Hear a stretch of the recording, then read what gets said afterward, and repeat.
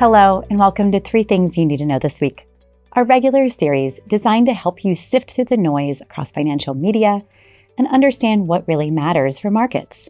To stay up to date with our latest market insights, subscribe to our YouTube channel or visit fisherinvestments.com. And with that, here are the 3 things you need to know this week. First, details on the State of the Union. The 2026 Presidential State of the Union address will be delivered on Tuesday this week.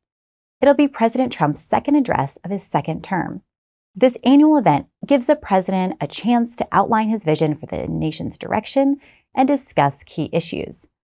Investors will likely tune in, hoping for insights into major policy decisions, especially on trade and tariffs. Most State of the Union addresses follow a familiar pattern. They include sweeping, yet vague promises about supporting growth, creating jobs, and boosting investment.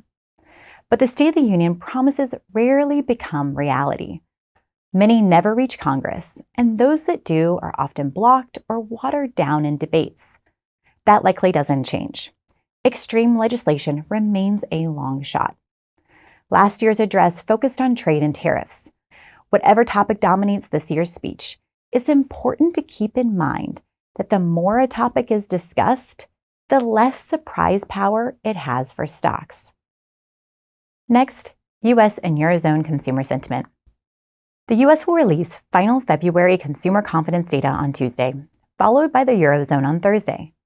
Consumer confidence gauges how optimistic consumers are feeling about the economy. Recently, Eurozone consumer confidence has been rising. Consumers are starting to feel more positive, but overall confidence remains below its long-term average. Confidence in the U.S. is also surging. January's reading marked the 3rd consecutive month of improvement and the strongest reading since August.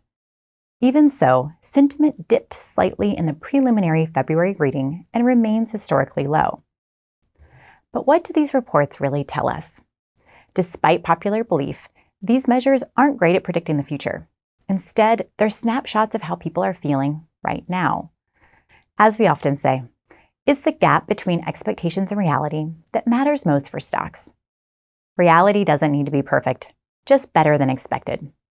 While many focus on things like tariffs, Europe's challenges, and geopolitical tensions, economic reality continues to consistently beat low expectations.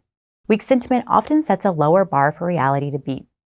If things turn out a little bit better than people fear, it could give markets the boost that they need to keep this bull market going strong.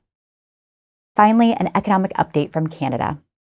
This week, Canada will release GDP figures for the 4th quarter of 2025. In Q3, Canadian GDP grew at a 2.6% annualized rate. That surprised many, since most expected economic output to fall once again. But we think those 3rd quarter numbers were less impressive than they seemed. Falling imports boosted the headline growth artificially, likely because companies rushed to stock up on goods earlier in the year to avoid tariffs. Looking at the bigger picture, the fear of a recession sets a low bar for Canada to clear, and we think Canada's economy likely proves more resilient than expected. Regardless of what this week's GDP reports show, it's important to remember this. Stocks are forward-looking, while GDP is backward-looking. Stocks don't wait for economic data. They price in all widely known information and move ahead of the economy. What matters to stocks is future growth, not what happened last quarter. And while tariffs remain a focus for markets, we think their actual impact is likely to be smaller than widely feared. And that's it for this episode of 3 Things You Need to Know This Week. For more of our thoughts on markets, check out This Week in Review, released every Friday. You can also visit fisherinvestments.com. Thank you for tuning in, and don't forget to hit like and subscribe.